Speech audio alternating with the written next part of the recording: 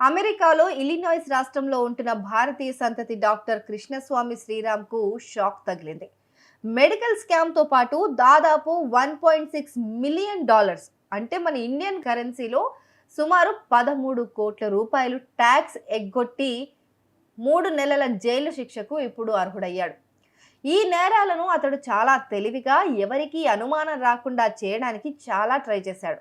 కానీ చివరికి దొరికిపోయి జైలు పాలయ్యాడు.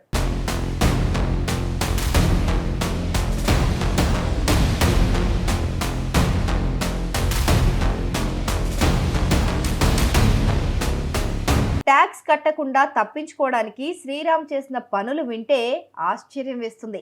2011 నుంచి 2017 మధ్య కాలంలో ఐఆర్ఎస్ అంటే అమెరికా ట్యాక్స్ సంస్థకు తాను కట్టాల్సిన $1.6 మిలియన్ ట్యాక్స్ పెనాల్టీస్ వడ్డీలను కూడా ఎగ్గొట్టేశాడు. సో ట్యాక్స్ చెల్లించే స్తోమత తనకు లేదని అబద్ధం చెప్పుకొచ్చాడు. కానీ నిజానికి చాలా ఆస్తులను తాను దాచిపెట్టుకున్నాడు. తన ఆస్తులను దాచిపెట్టడానికి శ్రీరామ్ ఒక కొత్త ప్లాన్ వేశాడు. తన పేరు మీద ఉన్న 2 అద్దె ఇళ్లను, వాటి యజమానిని తానే అయినప్పటికీ కూడా తన పిల్లల పేరు మీదకి మార్చేశాడు. అయితే ఈ విషయం పిల్లలకు కూడా తెలియదు. అద్దె ఆదాయం మాత్రం అతడే తీసుకునేవాడు.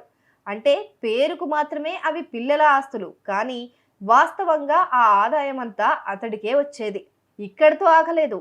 శ్రీరామ్ తన బ్యాంక్ అకౌంట్లో దాచుకున్న సుమారు $7 లక్షల, అంటే సుమారు ఇండియన్ కరెన్సీలో చూస్తే 5.5 కోట్లు అమెరికా నుంచి ఇండియాలోని అకౌంట్స్లోకి పంపించేశాడు.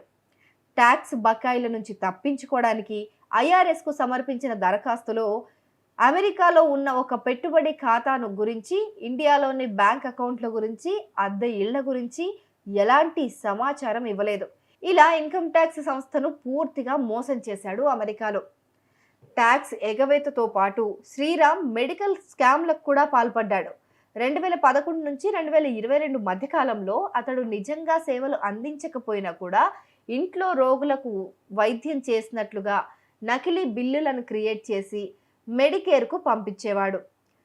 చనిపోయిన వారి పేరు మీద లేదా హాస్పిటల్స్లో చేరిన వారి పేరు మీద వాళ్లకు ఇంట్లో వైద్యం అందించినట్లుగా బిల్లులు పెట్టుకునేవాడు.